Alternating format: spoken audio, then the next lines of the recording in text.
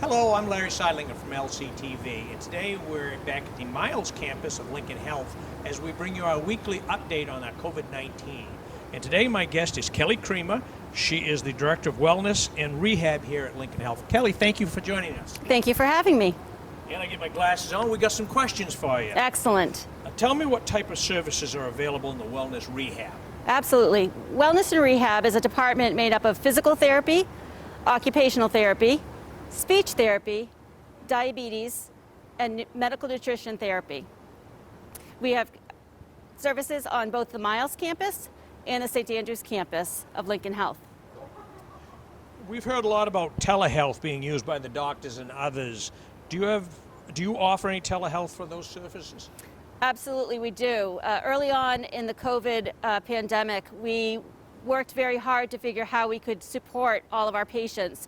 Our department at Miles and St. Andrews really wasn't conducive to a volume of patients that potentially could be have been exposed to the COVID virus. And in order to keep everybody safe, we put together a HICS team within Wellness and Rehab.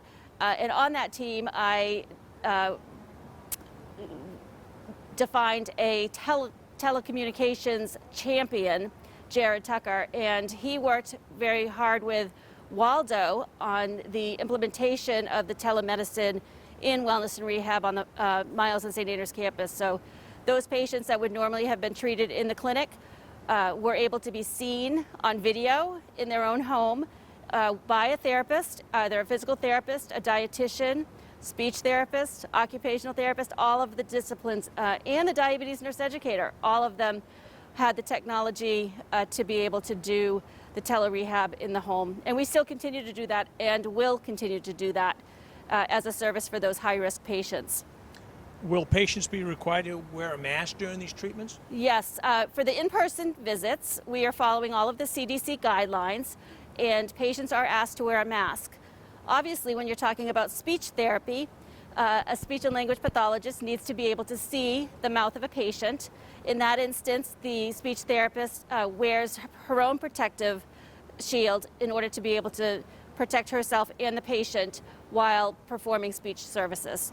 Wow. What type of screening is your staff required to complete before seeing patients? Another great question.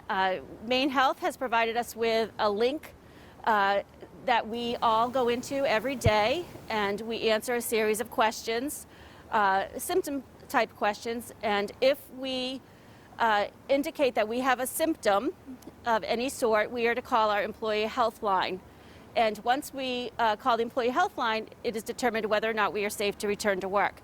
If we have no symptoms, we get a green pass that allows us to be cleared for duty, and that occurs every day prior to walking in the door. What about hands-on treatment? Will therapists be wearing gloves or taking other steps to reduce the risk of spreading COVID-19? Yeah, that's a great question. As therapists, we're very much hands-on with our patients, and when we are following the CDC guidelines of glove use, we are wearing them when appropriate. There are certain situations where gloves are a bit of an impediment to good care, and that during that time we wash our hands, we demonstrate that to our patients, and then wash after our treatment if gloves cannot be used. Have you made any physical changes to the wellness rehab space? Yes, and we continue to make changes. The only thing constant is change, right? So we are working very hard to comply with the social distancing. We have germ screens that are going up in our admin space. We have every therapist in a single space to treat, so they're not in the gym in an area where there are multiple people at one time. Our waiting room is, we're trying to avoid using our waiting room, but if we do need to use our waiting room, our chairs are separated for social distancing. And we continue to just gauge what's necessary and adapt as we feel necessary to keep our staff and our patients safe. And one last question. What has it meant to you personally to be part of this great team down here at Miles campus in Lincoln Health? Oh, that is a great question. I could not be prouder of being an employee of Lincoln Health and in a partnership with Maine Health. We truly have succeeded in keeping our community safe, and our community support around all that we have done at Lincoln Health is just phenomenal.